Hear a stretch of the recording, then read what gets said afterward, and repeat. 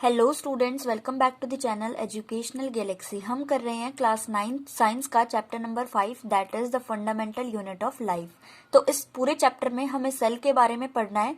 इससे previous video में means part 1 में हमने सेल की डिस्कवरी, सेल की डेफिनेशन एंड सेल के अंदर जो छोटे छोटे ऑर्गेनल्स होते हैं, अलग अलग पार्ट्स होते हैं, उनकी क्लासिफिकेशन देख ली थी। तो आज इस वीडियो में हम ये जो सेल की क्लासिफिकेशन है इन 5 टाइप्स में means plasma membrane, cell wall, cell organelles, nucleus and cytoplasm, इन पांचों के बारे में देखेंगे, इनके क्या क्या अलग अलग फंक्शंस होते हैं। तो चलो स्टार्ट करते हैं। तो सबसे पहला पार्ट आता है प्लाज्मा मेम्ब्रेन या फिर इसे कहते हैं सेल मेम्ब्रेन।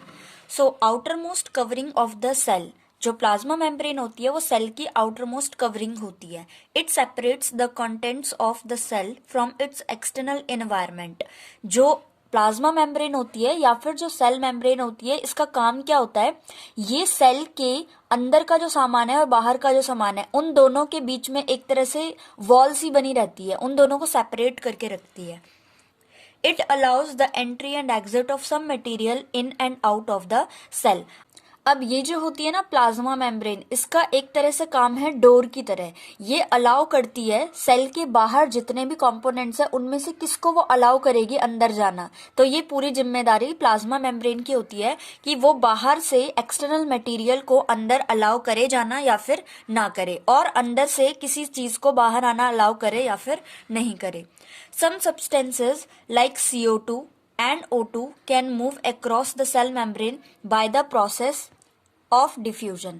अब ये जो डिफ्यूजन होता है ये क्या प्रोसेस है, बोले कुछ ऐसी चीजें होती हैं जैसे कि CO2, O2, ये सारी चीजें जो हैं ये प्लाज्मा मेम्ब्रेन या फिर सेल मेम्ब्रेन को क्रॉस करके सेल के अंदर जा सकती है या फिर अंदर से बाहर आ सकती हैं, और इसी प्रोसेस को डिफ्यूजन कहते हैं। तो डिफ्यूजन की डेफिनेशन है spontaneous movement of a substance from a region of high concentration to low concentration. Diffusion का मतलब है, डिफ्यूजन एक ऐसा प्रोसेस है जिसमें किसी सब्सटेंस की स्पॉन्टेनियस मूवमेंट मतलब अचानक से मूवमेंट होती है, जहां हाई है उसका कंसंट्रेशन, मतलब जहां पे वो ज्यादा है वहां से वो उस तरफ कुछ शिफ्ट हो जाए जहां पर कि वो कम है। फॉर एग्जाम्पल मान लेते हैं ये एक सेल है और इसके बाहर बाहर यहाँ पे बहुत सारा ऑक्सीजन है, तो यहाँ पे मतलब सेल के बाहर ऑक्सीजन की कंसंट्रेशन ज्यादा है जबकि सेल के अंदर कम है। तो क्या करेगी, बाहर वाली जो ऑक्सीजन है वो अंदर चली जाएगी और इस प्रोसेस को डिफ्यूजन कहेंगे। या दूसरा एग्जाम्पल ये भी हो सकता है कि हम सपोज करते हैं कि ये सेल है और सेल के अंदर बहुत ज्यादा कार्बन डाइऑक्साइड है, तो जो अंदर कार्बन डाइऑक्साइड है मतलब अंदर उसकी कंसंट्रेशन ज्यादा है और बाहर कार्बन डाइऑक्साइड की कंसंट्रेशन कम है, तो कार्बन डाइऑक्साइड अंदर से बाहर की तरफ शिफ्ट हो जाएगी। इसी प्रोसेस को डिफ्यूजन कहते हैं। Now one more definition, movement of water means H2O molecules through such a selectively permeable membrane is called osmosis। अब जब ये सेम प्रोसेस मतलब जब डिफ्यूजन ही वाटर के केस में होता है, मतलब मान लेते हैं बाहर वाटर है वो अंदर शिफ्ट होगा, या फिर मान लेते हैं अंदर ज्यादा पानी है और वो बाहर की तरफ शिफ्ट होगा, तो इस प्रोसेस को ऑस्मोसिस कहते हैं। और किस लेयर से, सेलेक्टिवली परमिएबल मेम्ब्रेन से क्रॉस होके अंदर जाए या बाहर आए, मतलब ये जो सेलेक्टिवली परमिएबल मेम्ब्रेन है ये अगेन सेल मेम्ब्रेन का ही थर्ड नेम आ गया। तो सेल मेम्ब्रेन के 3 नाम होते हैं, first one is cell membrane, second one is plasma membrane and third one is selectively permeable membrane. अब हम 3 तरह के सॉल्यूशंस देखेंगे। सबसे पहला हाइपोटोनिक सॉल्यूशन, तीनों के नाम है हाइपोटोनिक, आइसोटोनिक एंड हाइपरटोनिक। तो तीनों को ध्यान से समझना क्योंकि तीनों में डिफरेंस हमें पता होने चाहिए।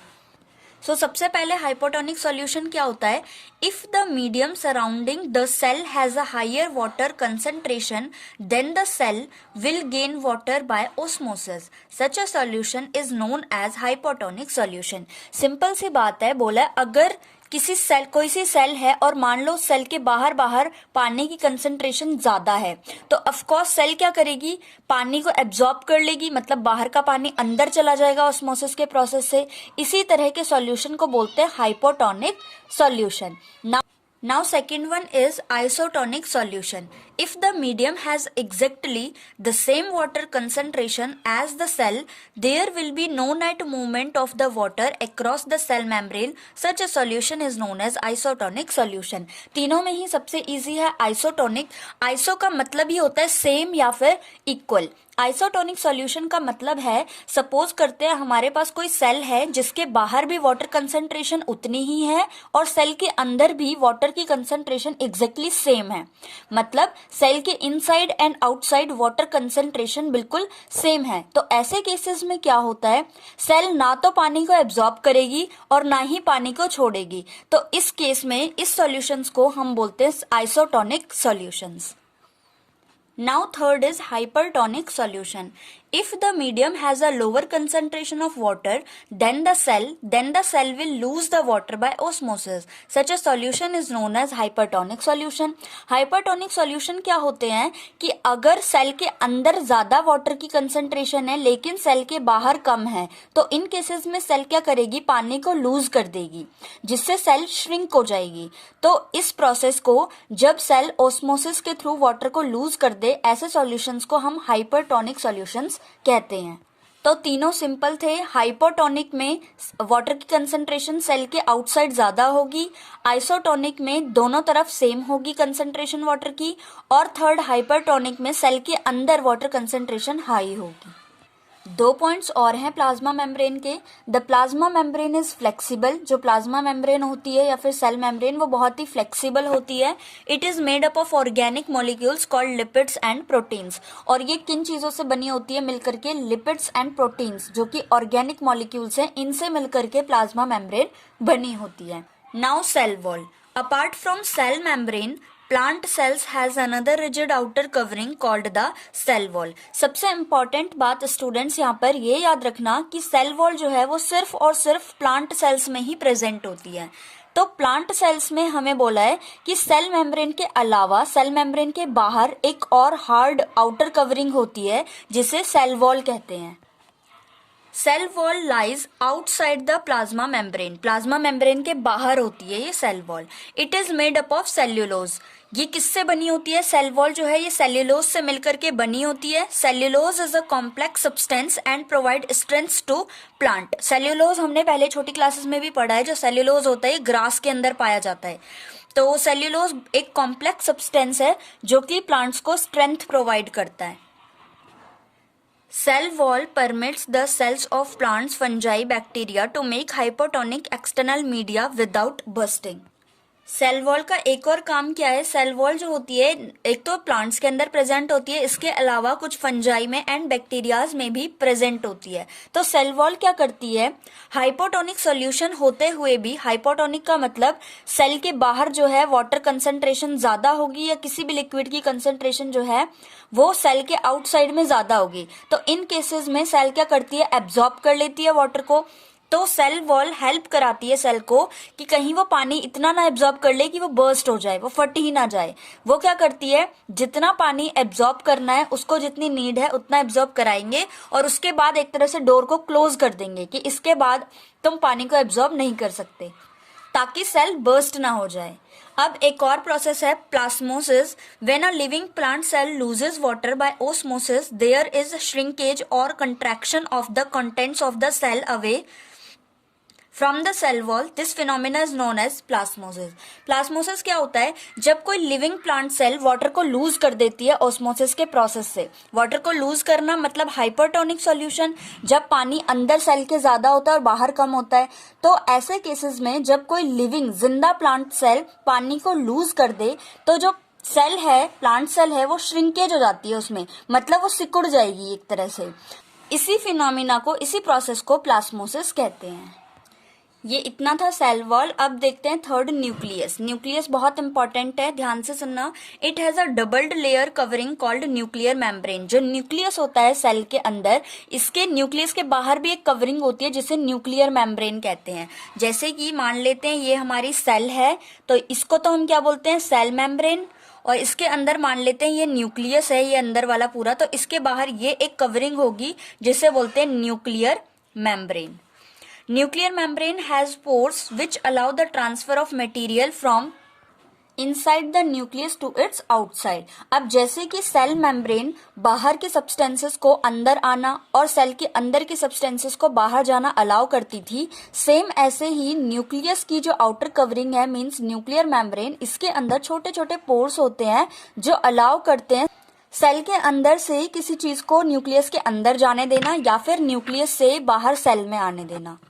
Nucleus contains chromosomes which are visible as rod shaped only when cell is about to divide. Nucleus के अंदर बहुत इंपॉर्टेंट पॉइंट है, न्यूक्लियस के अंदर थ्रेड लाइक स्ट्रक्चर होते हैं जिन्हें क्रोमोसोम्स कहते हैं।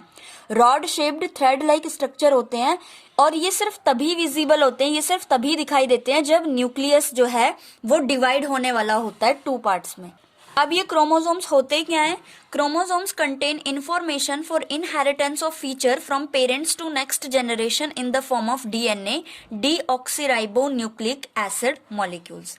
जो क्रोमोसोम्स होते हैं इनके अंदर एक तरह से इंफॉर्मेशन होती है कि जो पेरेंट्स है उससे ऑफस्प्रिंग्स के अंदर क्या क्या चेंजेस जाएंगे, क्या क्या ऐसी सिमिलैरिटीज होंगी जो कि पेरेंट्स से ऑफस्प्रिंग्स में जाएंगी, जिसे डीएनए भी कहा जाता है। तो डीएनए के रूप में क्रोमोसोम्स के अंदर ये सारी इंफॉर्मेशन होती है एंड डीएनए की फुल फॉर्म क्या होती है? Deoxyribonucleic acid.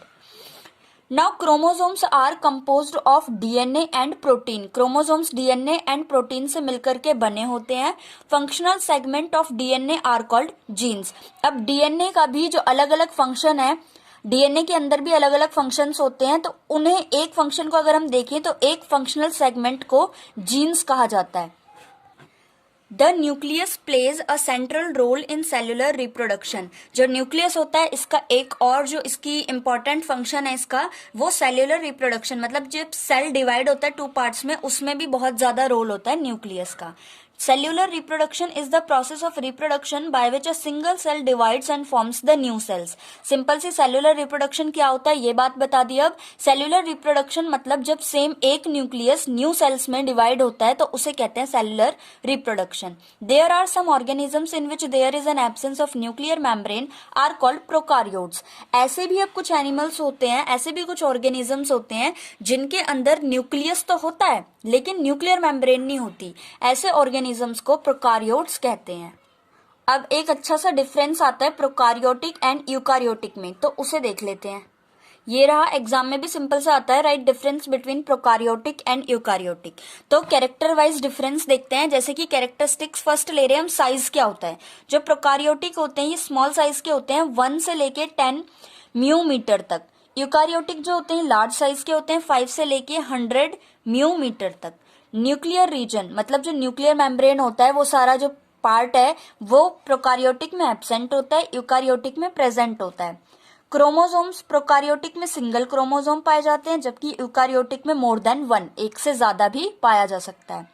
नाउ मेम्ब्रेन प्रोकारियोटिक में एब्सेंट होती है, यूकारियोटिक में प्रेजेंट होती है। एग्जाम्पल है प्रोकारियोटिक का वायरसेस एंड यूकारियोटिक का बैक्टीरिया। सेल ऑर्गेनल्स प्रोकारियोटिक में एब्सेंट होती हैं और यूकारियोटिक में प्रेजेंट होती है। सेल ऑर्गेनल्स के बारे में अभी हम डिटेल में पढ़ेंगे नेक्स्ट वीडियो में।